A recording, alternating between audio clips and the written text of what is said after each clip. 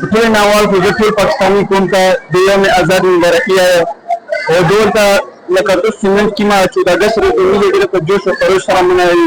دا غټه یوه جګړه چې موږ هندوستان ته ډېر بدترین شکست ورکړ او موږ ټول دنیا ته دا وشایي چې موږ متحدي موږ یو قومي او همیشه د پوره امید د دشمن د پوره یت وي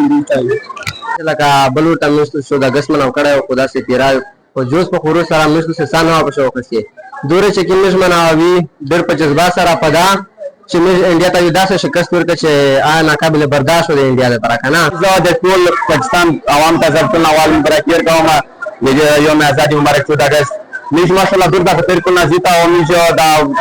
یوم اگست منو کوي ځکه چې موږ د پاکستان انډیا چې کوم جنگ ودانې شو ګټه رم په خاطر موږ دور د 14 اگست په انداز سره منو کوي او موږ شخص سلام منو کوي